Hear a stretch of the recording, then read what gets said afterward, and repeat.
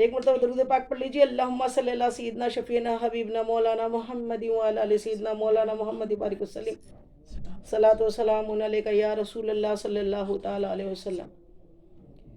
تو پیاری بہنوں، یہ مہینے میں مومن بندے کا رزق بڑھا دیا جاتا ہے، اور اللہ تعالیٰ کے بندوں کو اللہ تعالیٰ نے یہ ایسا انعام کا مہینہ عطا کیا ہے جو رحمتوں کا، جس کا پہلا عشرہ رحمت ہے، دوسرا عشرہ مغفرت ہے، اور تیسرا عشرہ جہنم سے نجات، خلاصی، آزادی ہے۔ سبحان اللہ سبحان اللہ۔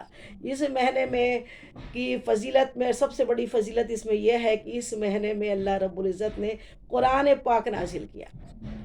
قرآن پاک کو نازل جو کیا اللہ تعالیٰ نے، وہ لیلۃ القدر کی رات میں، ماہ رمضان المبارک میں اللہ تعالیٰ نے عطا کیا ہے قرآن پاک ہم سب کو۔ تو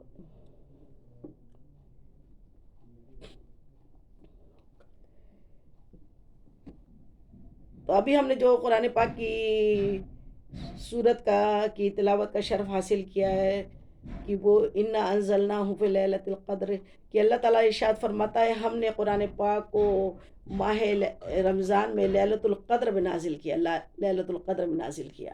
اور لیلۃ القدر وہ ہے، تم کیا جانو لیلۃ القدر کیا ہے؟ لیلۃ القدر وہ ہے جو 1000 ماہ کی عبادت سے بھی افضل ہے۔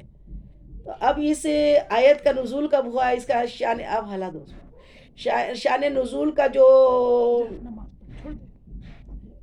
وقت تھا وہ کیا تھا کہ ایک مرتبہ ہمارے آقا مدنی آقا سونے آقا مصطفیٰ جان رحمت اپنے صحابہ کرام کے بیچ میں بیٹھ گئے، حضرت شمعون جو پہلے کے زمانے کے ایک ولی گزرے ہیں ان کا ذکر کر رہے تھے کہ حضرت شمعون وہ تھے کہ جو کیا کرتے تھے، دن بھر اتنے بڑے اللہ کی عبادت گزار بندے تھے، اللہ کی اتنی عبادت کرتے تھے، اتنی عبادت کرتے تھے کہ وہ دن کو روزہ رکھتے تھے اور رات بھر قیام کرتے تھے، نماز کے لیے کھڑے رہتے تھے، رات بھر نمازیں پڑھا کرتے تھے، شب بیداری کرتے تھے، اور دن بھر جہاد کرتے تھے۔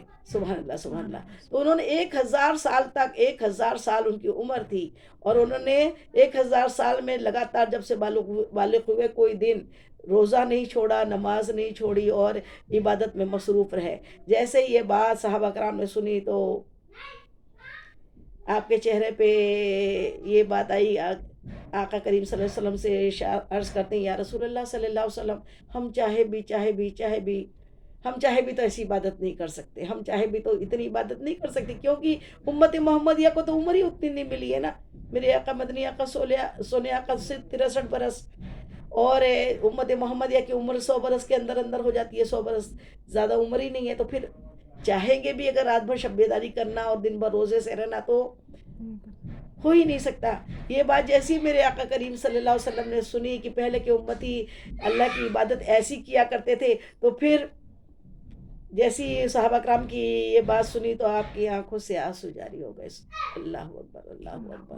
اور جیسی آنسو جاری ہوئے تو صحابہ کرام کی اس بات پہ میرے آقا کی آنکھوں سے آنسو آنا تھا کہ اللہ رب العزت کی رحمت جوش میں آئی، اور اللہ تعالیٰ نے اسی وقت جبریل امین کو یہ سورت لیلۃ القدر کی سورہ قدر لے کے آقا کریم صلی اللہ علیہ وسلم پہ نازل فرما دی۔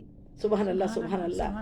تو لیلۃ القدر وہ رات ہے کہ یہ آقا کریم صلی اللہ علیہ وسلم کے صدقے میں اللہ تعالیٰ نے ہمیں ایسی پیاری پیاری عبادتوں کا شرف اور ایسے موقع اور کم عبادت میں زیادہ ثواب اللہ تعالیٰ نے ہم سب کو عطا فرما دیا۔ اور وہ عطا فرما دیا کیا؟ ایک رات جاگ جاؤ، ایک رات اللہ تعالیٰ فرما رہا ہے، یہ ایک رات جاگو۔ لیلۃ القدر کیا ہے؟ ایک رات وہ ہے جو 1000 مہینوں کی عبادت سے بھی افضل ہے۔ 1000 مہینوں کیا؟ 1000 مہینے کس کو بولتے ہیں؟ 1000 مہینے مطلب 83 سال اور 4 مہینے 10 دن، اتنا کچھ تو بھی اس کا، اگر آپ میتھ میں اس کو کاؤنٹ کریں گے اگر، تو اتنا ہوتا ہے۔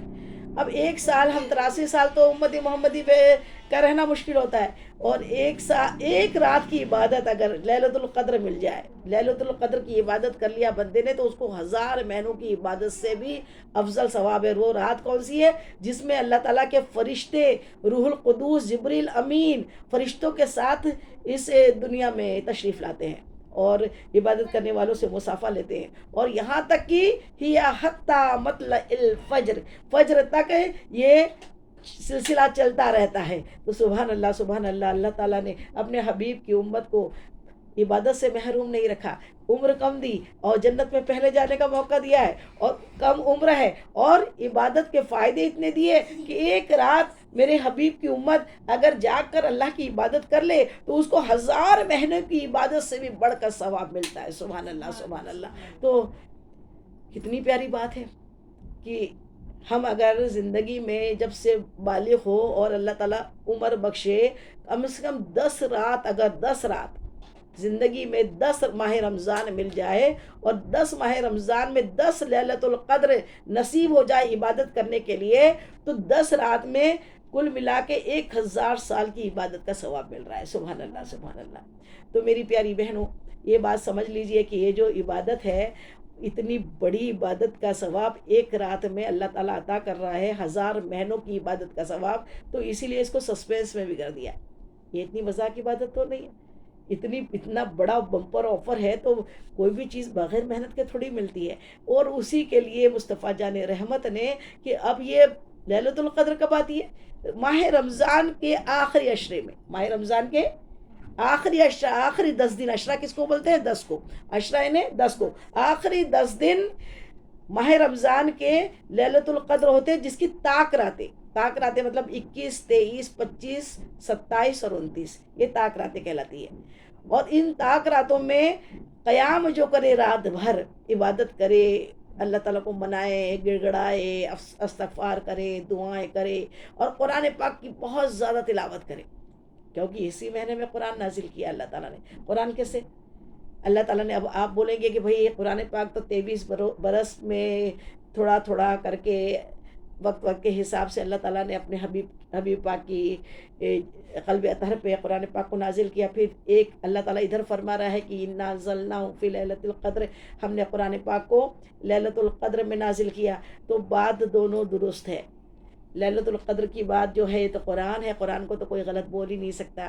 اور جو ادھر معلوم ہو رہا ہے کہ صحابہ کرام نے جو روایتیں کی ہے، معلوم ہوا ہے کہ قرآن 23 برس میں نازل ہوا ہے، تو پھر دونوں قول صحیح ہے۔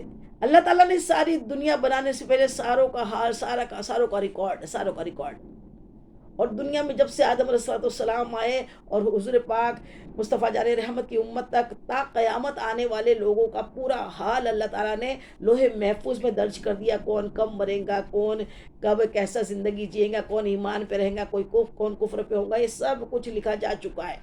کون حج کرے گا، اور یہ سب کچھ لکھا جا چکا ہے۔ لیکن اور قرآن پاک جو ہے نا، قرآن پاک اللہ کی روشن کتاب ہے، یہ ہدایت ہے، یہ نور ہے مومنوں کے لیے، شفا ہے مومنوں کے لیے۔ اور اللہ تعالیٰ نے اس قرآن پاک کو جو اتنا عظیم معجزہ ہے حضور پاک کا سب سے عظیم معجزہ قرآن پاک ہے۔ اللہ تعالیٰ کے حبیب کو اللہ تعالیٰ نے قرآن پاک نازل کیا، اور قرآن پاک وہ کتاب ہے کہ جس کے آج تک کے نقطہ برابر کسی نے کوئی پھیر بدل نہیں کیا اور نہ کر سکتا ہے۔ قرآن کی حفاظت کا ذمہ اللہ نے خود لیا ہے۔ آج کل جو لوگ واٹس ایپ کے اوپر یہ فوٹو بتاتے رہتے ہیں کہ دیکھو ایسا ہو گیا ویسا ہو گیا، آپ سب سے مؤدبانہ گزارش ہے کہ ایسے میسج کو فارورڈ نہ کرے۔ اللہ تعالیٰ نے قرآن پاک کی، اپنے کتاب کی حفاظت کی ذمہ داری خود لے رکھی ہے، اور اس کو کوئی کچھ نہیں کر سکتا۔ وہ جو عربی عبارتوں کو دکھا کے بتایا جاتا ہے کہ دیکھو قرآن کی ایسی بے حرمتی کی، ایسا ہو نہیں سکتا، ہم نہیں مانتے، کیونکہ اللہ نے جب حفاظت کا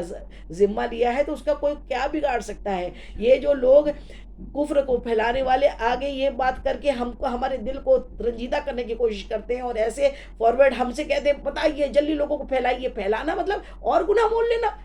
تو ایسا کام نہ کرے، جب جیسی آپ کو ایسے کوئی میسج آئے تو ویسے ہی فوراً ڈیلیٹ کریں، اس کو نہ مانیں، اس کو یقین نہ کریں اس کے اوپر، کیونکہ اللہ تعالیٰ نے خود اس کی ذمہ داری لی ہے۔ اب ماہ رمضان میں اللہ تعالیٰ نے لیلۃ القدر کے اندر قرآن پاک کو نازل کیا، تو پھر اب یہ قول کیسا صحیح ہے؟ یہ قول ایسا صحیح ہے کہ اللہ نے لوح محفوظ میں قرآن پاک کو دنیا میں بھیجنے کے پہلے لوح محفوظ میں اس کو رکھ دیا تھا قرآن پاک کو، اور اس قرآن پاک کو لوح محفوظ سے اللہ رب العزت نے ماہ رمضان میں اور تھوڑا تھوڑا کر کے وقت کے حساب سے اللہ تعالیٰ نے صورتوں کو ہمارے آقا مصطفیٰ جان رحمت کے قلب اطہر کے اوپر یہ نازل کیا، اور اس کا وقت پیریڈ لگا 23 سال۔